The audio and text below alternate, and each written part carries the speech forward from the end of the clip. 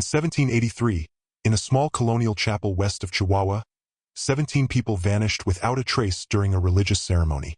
The authorities officially declared that they had fallen victim to an Apache attack, yet the strange marks found on the sacristy floor told a different story. For decades, those who dared to investigate the mystery either disappeared themselves or died under inexplicable circumstances.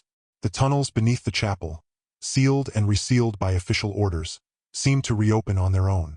And most disturbing of all, every May 17th, the anniversary of the event, locals swear they can still hear chants rising from deep underground, a haunting blend of Catholic prayers and forbidden indigenous rituals. Before we continue with the story of the Chapel of Santa María de los Silencios, if you enjoy uncovering mysteries that official history has tried to bury, make sure to subscribe, leave a like, and ring the bell so you never miss any of our investigations. Now, to truly understand what happened there, we must return to the very beginning of this story. San José de las Piedras was a small colonial settlement about 40 kilometers west of what we now know as the city of Chihuahua. Founded in 1734 by Spanish colonists, the town had been built in a fertile valley surrounded by rugged mountains that held, within their depths, the true reason for its existence: veins of silver. In the years following its foundation, San José de las Piedras grew modestly, becoming a reference point for miners, merchants, and Franciscan missionaries seeking to expand the Catholic faith among the indigenous peoples of the region. The climate was harsh, typical of northern Mexico. Scorching summers where the sun mercilessly punished the dry earth, and winters so cold that frost crept down from the mountains, sometimes covering the village with a white blanket that quickly turned to mud. Despite these difficulties, the roughly 200 inhabitants of the town by 1780 had managed to establish a relatively prosperous community, sustained mainly by silver trade and the crops grown in the surrounding lands. At the heart of the town stood the Chapel of Santa María de los Silencios, built in 1747 by order of the governor of Nueva Vizcaya. It wasn't a particularly grand or imposing structure. Its adobe and stone walls rose about 7 meters high, crowned by a modest bell tower. Its facade, simple yet elegant, showed the influence of New Spanish Baroque, adapted to the local materials and artisans available in that remote region. Inside, however, it held something unique: an altar carved from mesquite wood by local craftsmen under the direction of Fray Domingo Castellanos, featuring intricate details that subtly blended Catholic iconography with native designs. To the trained eye, these carvings revealed influences of the region's ancient cultures. The construction of the chapel had not been free of controversy. Parish records preserved in the historical archives of Chihuahua mention that, during the excavation for its foundations, workers, mostly Raramuri and Concho natives forced into labor under the repartimiento system, discovered what appeared to be the remains of an ancient temple or ceremonial site. Fray Domingo, who oversaw the construction, ordered that the work continue, declaring it fitting to raise the house of God upon the ruins of pagan idolatry, a common practice in Spanish colonization. What the official records do not mention, but Fray Domingo's personal letters later revealed, is that several indigenous workers abandoned the project after the discovery, warning that the site was sacred to their ancestors and that building there would bring misfortune. These warnings were dismissed by colonial authorities as savage superstition, and construction continued as planned, though with growing tension between native workers and their Spanish overseers. By 1783, the chapel had served as the spiritual center of San José de las Piedras for more than 30 years. It had witnessed baptisms, weddings, funerals, and the regular Sunday masses that shaped the rhythm of colonial life. Its parish priest was Father Sebastián Ordóñez, a 50-year-old man born in Seville who had spent most of his adult life in New Spain. Unlike his predecessor, Fray Domingo, who had died in 1768, Father Ordóñez was known for his stern character and zealous enforcement of Catholic doctrine. Accounts from the time describe him as tall and gaunt, with a sharp face and piercing eyes, always dressed in an immaculate black cassock despite the ever-present dust of the region. Among the most notable inhabitants of the town was Don Francisco Javier de Mendoza y Altamirano, administrator of the main silver mine and royal fiscal representative. Originally from Mexico City, Don Francisco had arrived in the town in 1775 with the mission of increasing silver production, and therefore the taxes collected for the viceroyalty. He was a corpulent man in his 40s, with the bearing and manners of someone educated in the capital. He lived in the grandest house in town, a 2-story home with a small inner courtyard just steps from the main square. His wife, Dona Isabel de Córdoba y Luna, was 20 years younger, born in Puebla de Los Angeles. Her beauty and education made her stand out in that remote settlement. Their marriage, arranged by their families as was customary among the colonial elite, appeared outwardly proper, though townsfolk whispered that Dona Isabel often seemed melancholic, especially during her husband's long business trips. The town doctor, Don Miguel Ruiz de Alcántara, was another distinguished figure. Educated at the Royal and Pontifical University of Mexico, Don Miguel had arrived in San José de las Piedras in 1779 after several years serving at a hospital in Durango. At 35, he was known both for his medical skill and for his fascination with local botany, particularly medicinal plants used by indigenous healers. This interest had brought him into contact with native curanderos, something that Father Ordóñez viewed with suspicion but tolerated due to the doctor's importance to the community. Among the indigenous population living on the outskirts of the town, Nicholas Camachi, a respected Raramuri man, served as interpreter and mediator between his people and the Spanish authorities. Outwardly, he had adopted the colonizers' religion and customs, but secretly, he maintained many of his ancestors' traditions and harbored deep resentment toward the Spaniards, especially for their brutal treatment of native miners. Life in San José de las Piedras followed the steady rhythm of the seasons, religious festivals, and mining cycles. On Sundays and feast days, the community gathered in the chapel to fulfill their spiritual duties under Father Ordóñez's watchful gaze. After Mass, the plaza became a social space where news was exchanged, deals were made, and marriages were arranged. On the surface, San José de las Piedras seemed like another successful example of Spanish colonization, a devout, productive, and orderly community. But beneath that appearance of normalcy, tensions and secrets were slowly brewing, tensions that would converge in the tragic events of May 17, 1783. May 17, 1783, began like any other day in San José de las Piedras. The sun rose slowly over the mountains, its light crawling down the dusty streets. Merchants opened their small shops, miners walked toward the hills, and women began their daily chores or gathered at the small market. Nothing that morning hinted that the date would be etched forever into the town's memory as the day when 17 souls vanished without a trace. That day marked the eve of St. Felix of Cantalis' feast, a minor figure in the Catholic calendar but one who had gained special importance in San José de las Piedras. Years earlier, Don Francisco de Mendoza, the mine administrator, had proclaimed him the patron saint of miners, an attempt to replace the old native beliefs in the spirits of the mountains, who, according to local lore, guarded or punished those who took their treasures. Father Ordóñez had announced a special mass for that afternoon, one that all the town's notable citizens and the mine's foreman were expected to attend. Officially, the purpose was to bless a new mining shaft, rumored to be particularly rich in silver.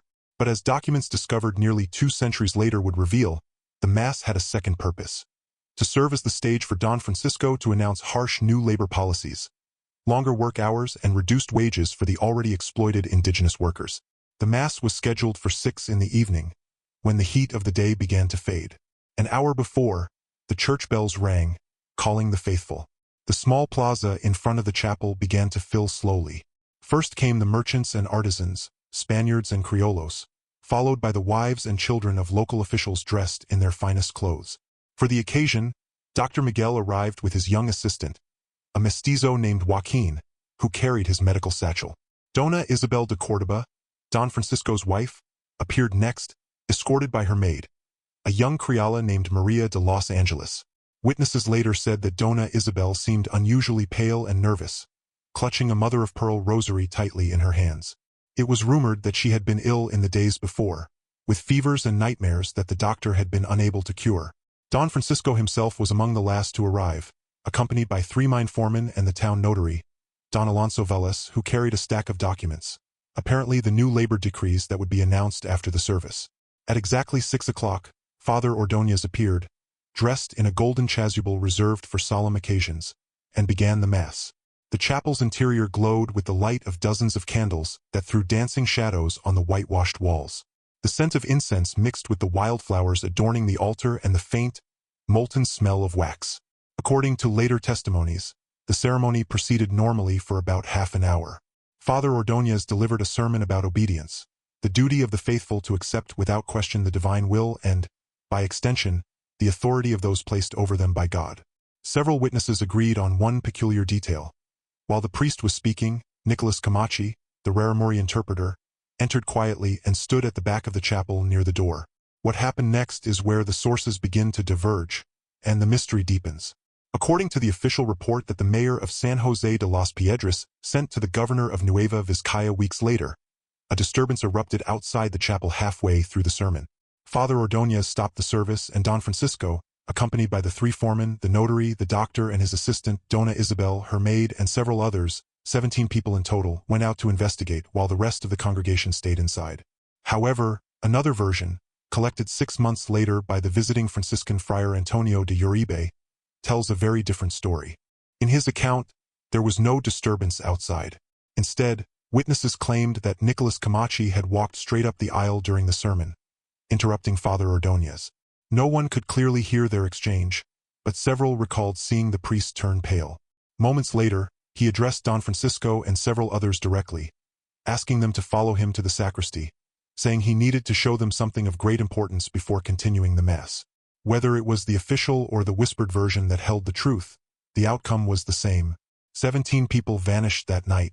Father Ordóñez, Don Francisco, Dona Isabel, Dr. Miguel, the notary, the three mine foremen, the doctor's assistant, the maid Maria de Los Angeles, and 7 others whose names vary across accounts, all gone. And Nicholas Camachi, too, disappeared, instantly branded the main suspect by the authorities. At first, confusion reigned. After nearly an hour with no sign of the group's return, the remaining parishioners decided to look for them. They found the sacristy empty. No sign of struggle. No broken objects. No footprints leading out. It was as if the earth itself had swallowed them whole. The only clue, mentioned inconsistently in the testimonies, was a strange mark on the sacristy floor. Some described it as a perfect circle carved into the stone. Others said it resembled the outline of a trapdoor. Yet when the colonial authorities arrived 2 weeks later to investigate, the mark had vanished, or was conveniently omitted from the official report. That night, as panic spread through the town, a violent storm broke out, unnatural for the season.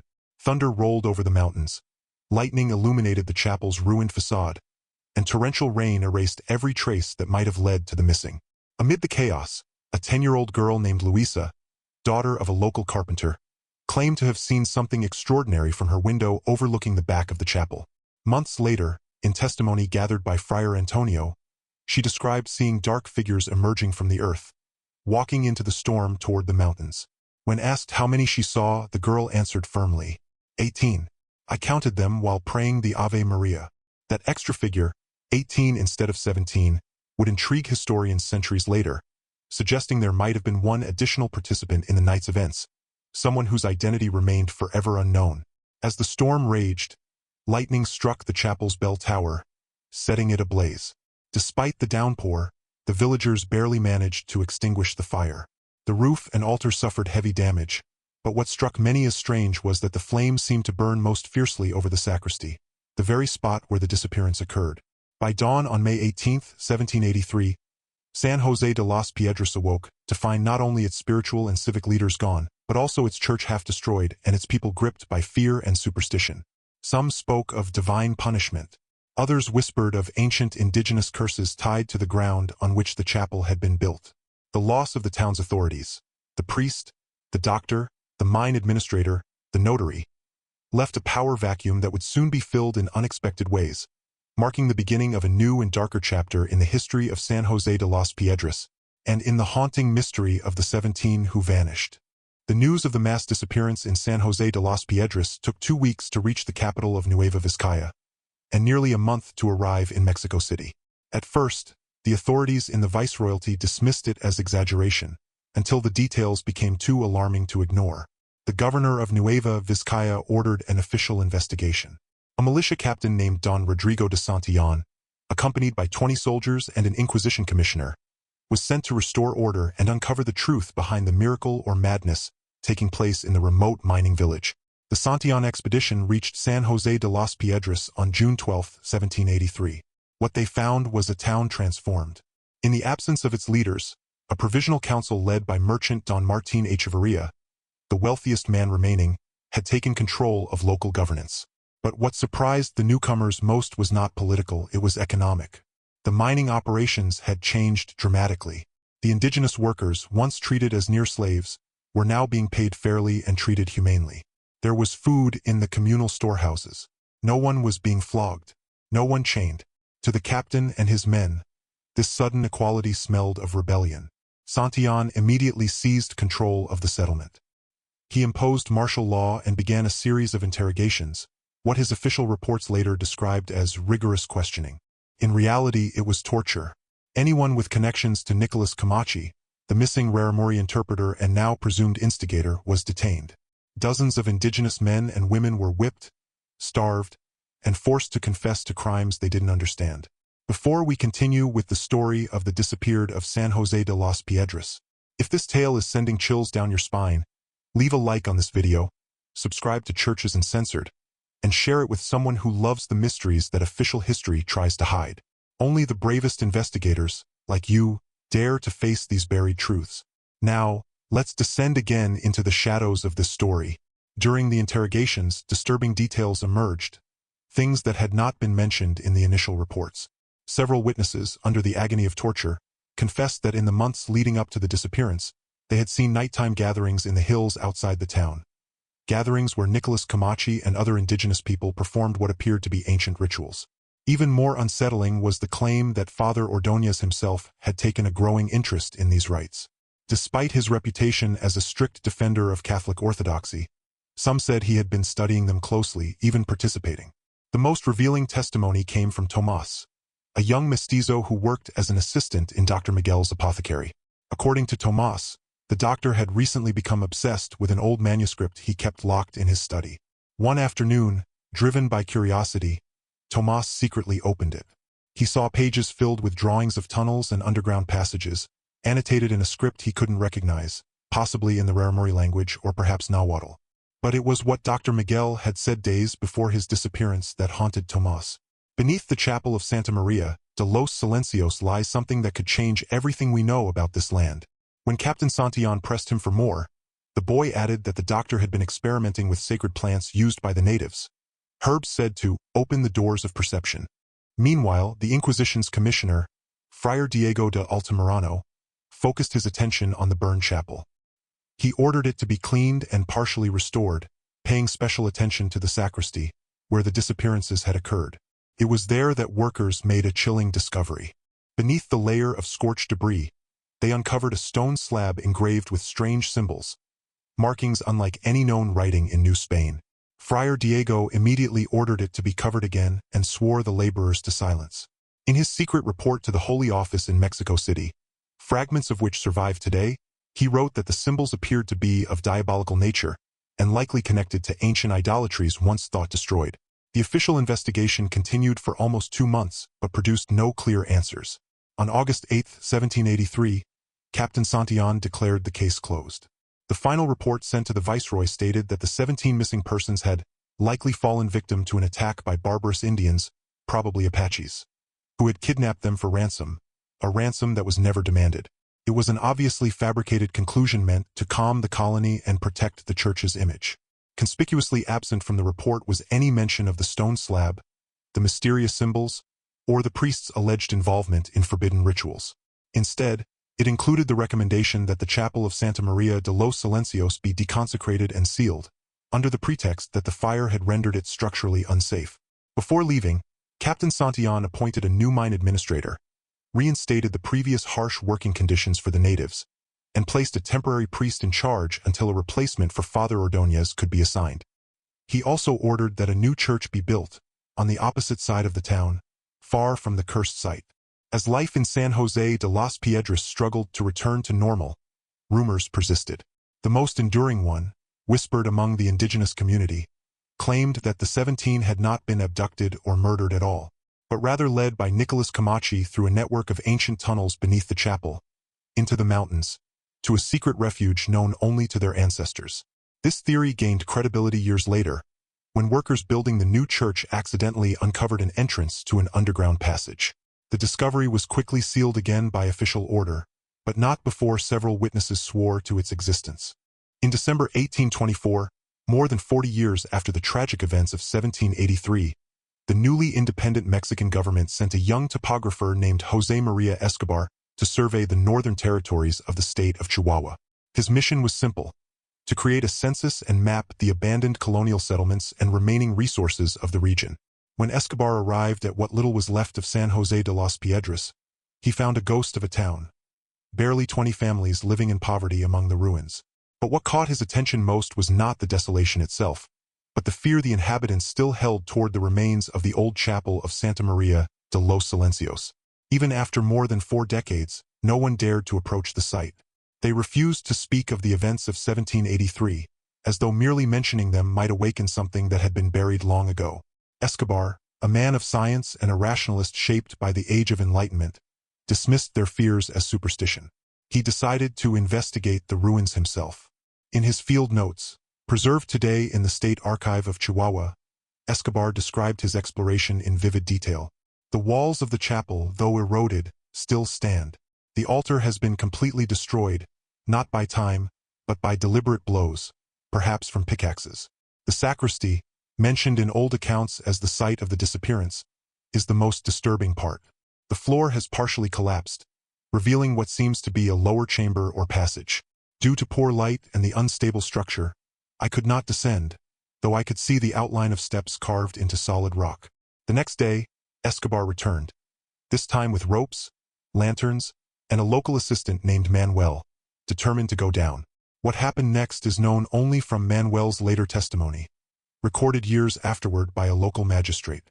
According to Manuel, both men descended the rough steps into a stone chamber about 5 meters wide, its walls carefully carved and smoothed.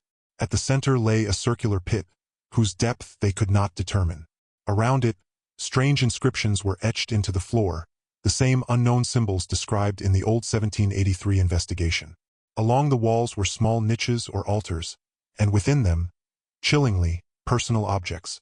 A mother-of-pearl rosary, identical to the one Dona Isabel had been holding when she vanished. This new disappearance reignited interest in the case and gave birth to a new wave of legends.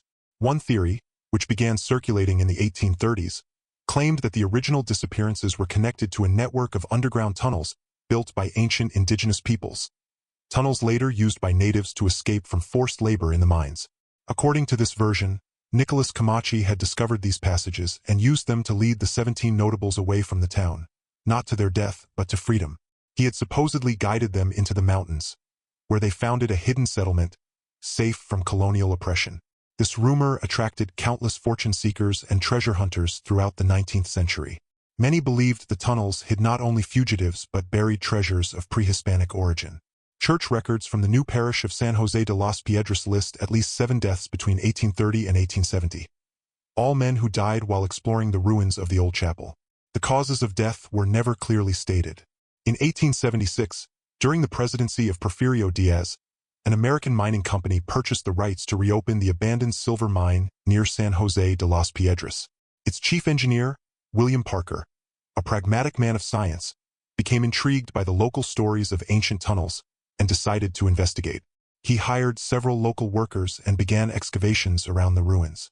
Parker's journals, later published in part in the Journal of Mining Engineering in 1882, describe what he found.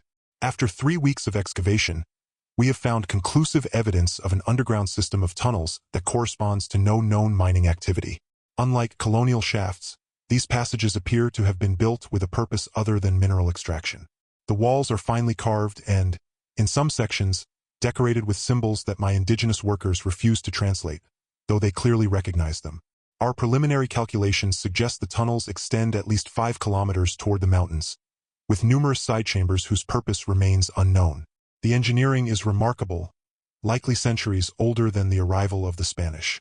Parker planned a full-scale exploration of the system, but tragedy struck on May 17, 1877, exactly 94 years after the original disappearance. That morning, Parker and 4 of his assistants descended into the tunnels. They never returned. Those waiting on the surface reported hearing a deep rumbling sound from below, like a cave collapsing. Rescue attempts over the following days failed. Each time the crews advanced, new cave-ins mysteriously blocked the same sections they were about to enter. The mining company eventually abandoned the project. In its final report to investors, the director vaguely blamed unforeseen geological conditions, possibly underground rivers or gas pockets, that made mining uneconomical and unsafe. Unofficially, however, the story spread that Parker's team had encountered something far older and far stranger in those tunnels. One rescuer claimed to have found a handkerchief embroidered with Parker's initials, still damp with what looked like fresh blood.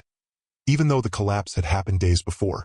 By the end of the 19th century, the legend of the disappeared of San Jose de las Piedras had spread far beyond Chihuahua. Sensationalist newspapers in Mexico City and even the United States mixed fragments of truth with wild speculation. Tales of hidden cults, sacred treasures, and eternal vengeance from the depths of the earth. Meanwhile, the town itself slowly faded into oblivion. By 1900, San Jose de las Piedras was little more than a hamlet, a handful of families, mostly descendants of the original miners. The mine was silent. The new church, built after the disappearance, had collapsed from neglect. Only the ruins of Santa María de los Silencios remained, still standing, still watching, and still silent.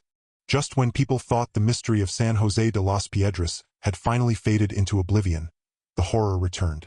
The new century brought the Mexican Revolution, and with it, years of chaos that pushed old legends into the background. The few remaining residents of San Jose de las Piedras witnessed the passage of village troops and federal soldiers, who left behind nothing but crumbling walls. By 1914, the town was barely more than ruins. It wasn't until 1925, under the now stabilized government of President Plutarco Elias Calles, that the story resurfaced, thanks to a university historian named Fernando Rios Morales, a professor at the newly founded National Autonomous University of Mexico, UNAM. Rios Morales had read William Parker's mining reports and became fascinated by the persistent rumors of subterranean tunnels and the missing 17. With funding from the university and permission from local authorities, he organized a small archaeological expedition, the first ever conducted at the site with scientific rigor. For 3 months, Rios Morales and his team worked systematically around the ruins of the chapel, documenting every finding with photographs and detailed notes. In 1926, he published his results in the Bulletin of the Institute of Historical Research, and what he revealed would forever alter the understanding of the San Jose mystery. The most significant discovery was a ceremonial chamber, located roughly 20 meters below the old sacristy. Unlike the small chamber described a century earlier by Manuel, Escobar's assistant, this one was much larger, with intricately carved reliefs showing human figures in processions and rituals. At the center stood a stone altar, and on it, something completely unexpected, a silver chalice, unmistakably of European origin, dating to the 17th century. An inscription at its base confirmed its provenance. Donated to the chapel of Santa María de los Silencios by Don Francisco Javier de Mendoza y Altamirano, in the year of our Lord 1780. The presence of such a sacred Catholic object in what was clearly an indigenous ceremonial site raised profound questions. Had it been placed there by the missing parishioners themselves? Was it an attempt at religious syncretism, or evidence of something much more disturbing?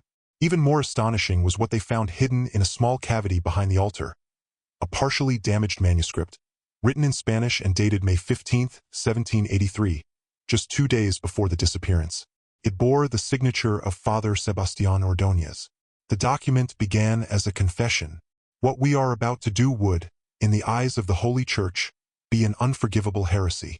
Yet after all I have seen and learned in these past 3 months, I can no longer deny the truth that lies beneath our feet. Don Miguel was right. There are ancient and profound forms of knowledge older than those Rome has given us. Tomorrow, during the ceremony, we shall descend into the lower world, guided by Nicholas, who is not merely an interpreter, but the guardian of secrets that reach back to times beyond memory.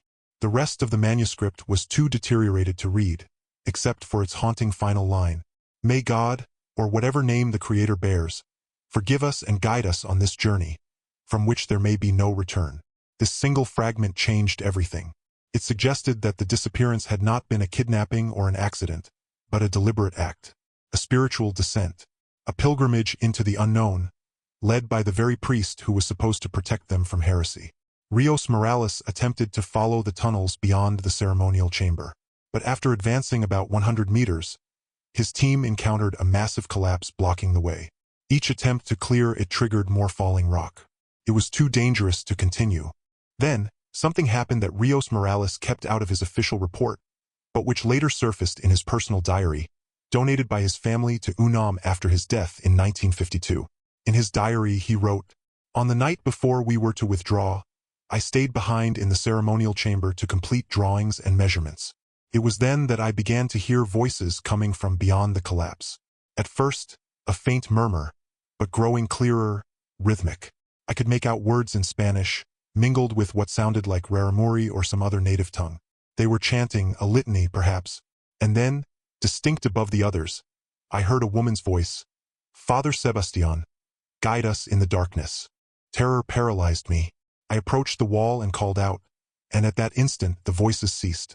What followed was a silence deeper than the earth itself. The next morning, Rios Morales ordered his team to pack up. He returned to Mexico City and, in his official report, merely cited unsafe conditions as the reason for halting the excavation. But in private conversations, he admitted that something in that place had shaken him to his core. The Rios Morales expedition marked the last formal investigation at San Jose de las Piedras for decades.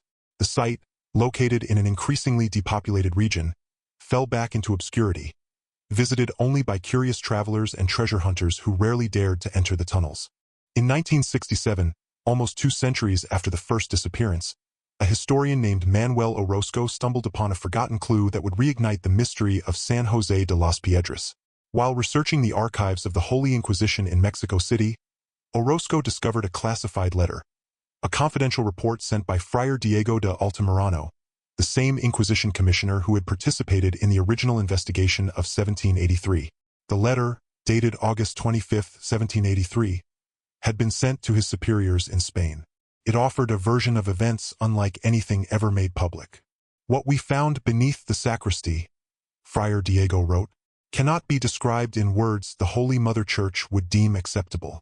The tunnels stretch far beyond any mine, forming a labyrinth that, according to native guides, connects to other sacred sites in the mountains.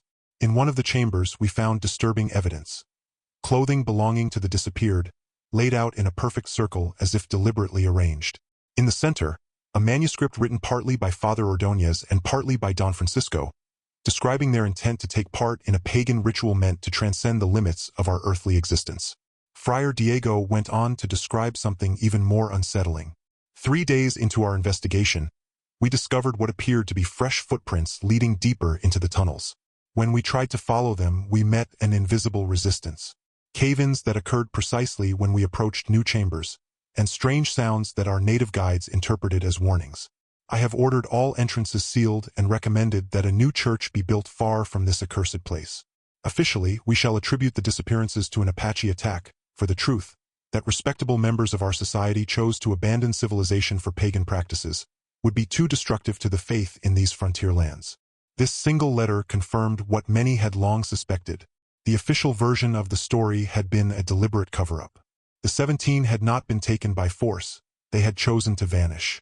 It appeared that Father Ordóñez, Don Francisco, Dona Isabel, Dr. Miguel, and the others had willingly descended into the tunnels in search of forbidden knowledge, a fusion of Catholic mysticism and indigenous spirituality that defied both church and empire. When Orozco published the document the following year in Historia Mexicana, 1968, it caused a sensation in academic circles. For the first time, scholars began to re-examine the case not as folklore, but as a historical event rooted in colonial conflict, religion, and cultural fusion. During the 1970s and 1980s, historians and anthropologists revisited every surviving piece of evidence. Among them was Dr. Luisa Vasquez, whose 1984 book Hidden Syncretisms proposed one of the most compelling theories to date. According to Vasquez, what happened in 1783 was not an act of madness or heresy, but a radical expression of religious and cultural syncretism, the merging of two worlds that colonial power tried desperately to keep apart. She suggested that Father Ordóñez, Dr. Miguel, and Don Francisco had discovered aspects of native spirituality that resonated deeply with mystical Catholicism, drawing parallels between indigenous cosmology and Christian theology. Nicholas Camachi, in this view, was not a kidnapper or sorcerer, but a spiritual guide, one who recognized in these Spaniards a rare openness to the ancient wisdom of his people. The disappearance, then, was not a crime, but a conscious departure, a decision to leave behind the oppressive colonial order and join an isolated community that preserved ancient spiritual traditions hidden in the mountains. In 2018, the mystery resurfaced once more. Using modern technology, a team of archaeologists led by Dr. Carlos Mendoza from UNAM conducted a non-invasive survey of the site with ground-penetrating radar and other geophysical tools. What they discovered was beyond all expectations. The scans confirmed definitively the existence of a vast network of tunnels beneath the ruins, far larger and more complex than anyone had ever imagined. The radar revealed at least 3 distinct levels, stretching over 7 kilometers, connecting to natural caverns deep within the surrounding mountains.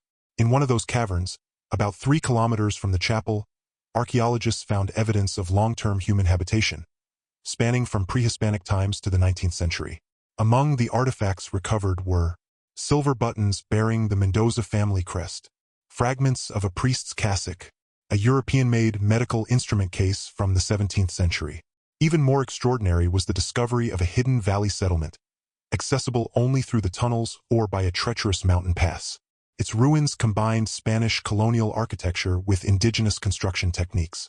Objects found on site suggested a continuous occupation from the late 1700s to the early 1900s. Had the disappeared of San Jose de las Piedras found refuge there? Had they built a syncretic community, blending their two worlds into one? The most emotional discovery lay just beyond the settlement. A small cemetery marked by crosses carved with both Christian and native symbols. Among the eroded gravestones were names still legible: Isabel, Francisco, Sebastian, and others matching those of the 17 lost souls. The dates of death, though barely readable, appeared to span decades after 1783, suggesting they had lived long lives in their hidden sanctuary. Dr. Mendoza proposed a unifying theory. The group, led by Father Ordóñez, Don Francisco, and Nicholas Camachi, had uncovered traces of an ancient pre-colonial syncretic tradition, perhaps connected to early contact between Europeans and native peoples. They decided to revive it, creating a community apart from both Spanish and indigenous worlds, a secret enclave sustained for generations by their descendants. The tunnels, first built by ancient civilizations for ritual purposes and later expanded during colonial times for illegal mining, became both their refuge and their temple. The later disappearances, Escobar in 1824, Parker and his men in 1877, could then be explained as encounters with this isolated society, whose members guarded their secrecy fiercely. Some intruders might have perished. Others might have chosen to join them, drawn by the same mysterious call. By the early 20th century, during the Revolution, the settlement was finally abandoned. But the legend and the mystery lived on. Today, the ruins of Santa María de los Silencios are protected as a historical site by Mexico's National Institute of Anthropology and History.